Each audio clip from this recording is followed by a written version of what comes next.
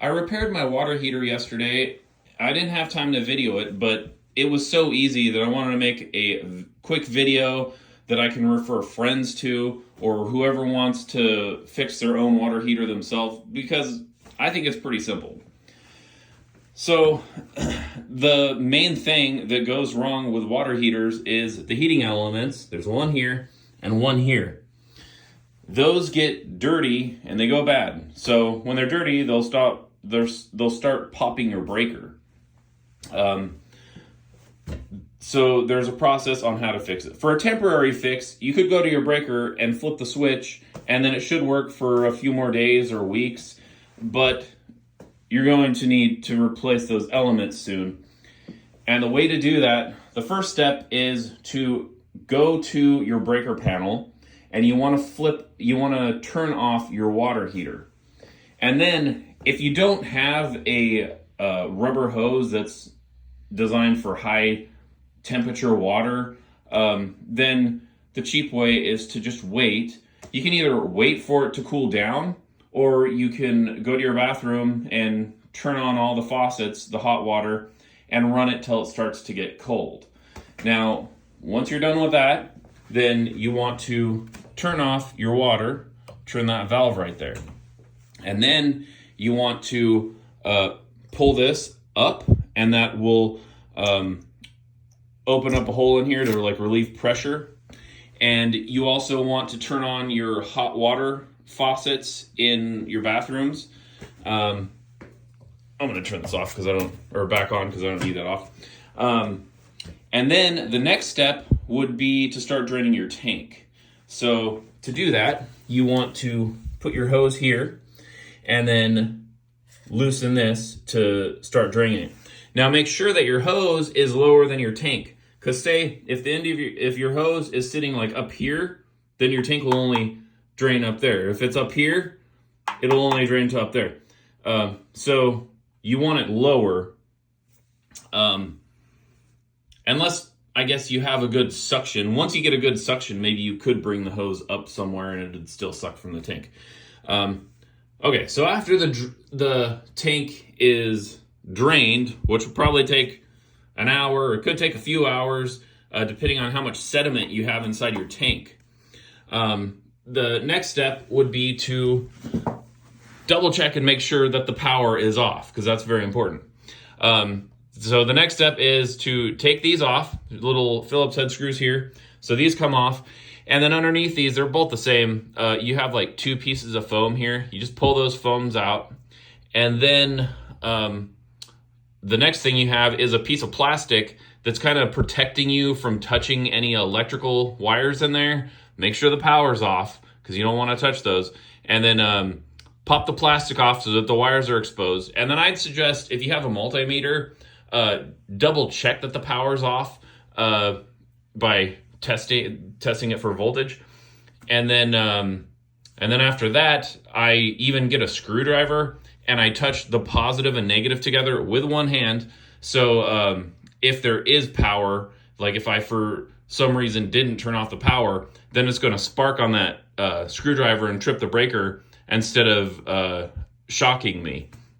So the next step is you need for mine, it's a 1.5 inch socket, which I think is pretty normal unless you have a significantly bigger water heater.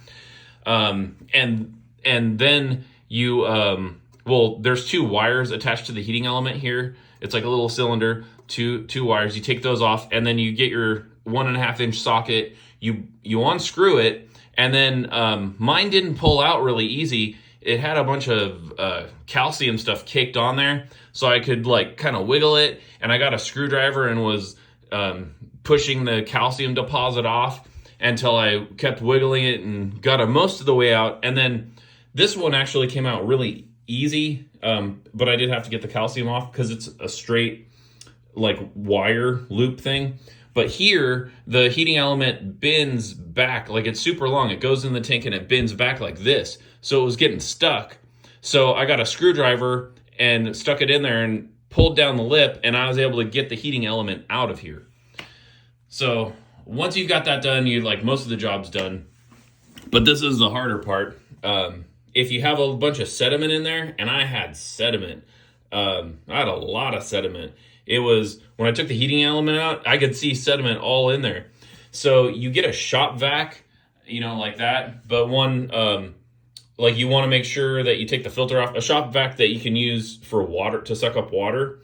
And the hose, you get like a smaller hose that'll fit in where the heating element is. So like maybe a garden hose, any hose, a hose like this, as long as it will fit in there, and you duct tape that hose to your shop vac, and you just suck that sediment out. And this took me probably 2 hours because I wanted it clean. The more sediment you get out, like basically if you get all that sediment out, you got a brand new water heater. As long as the water heater isn't leaking and you replace these heating elements, it's like a brand new water heater. So once you get that out, then I'd suggest flushing it. So you turn this on just for a second or a few seconds to kind of flush it down. And then you can put that thing, because it spreads the sediment around, and then you can get more, because I couldn't get like right here, but the hose was getting in the back of the tank, and I got pretty much like this.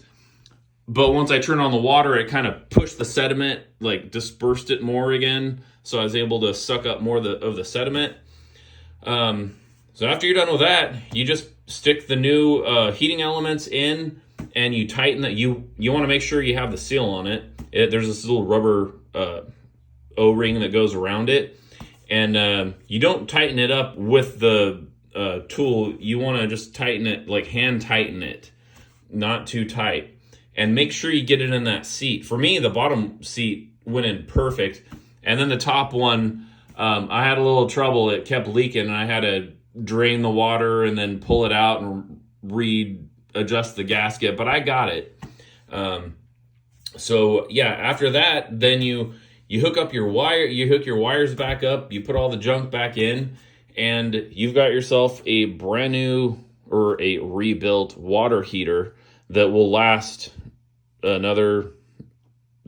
much the same time as it took for those heating elements to go bad. As long as the water heater isn't leaking, you should be able to replace the heating elements if you only replace the bottom one, mine was $5. So you could fix your water heater for $5. The top one, I think it was like $17. So you're about under $25. You've rebuilt your water heater and saved yourself, I don't know, $500, $700. So if this video has helped you, like and subscribe. That helps me. And I'll see you in the next video.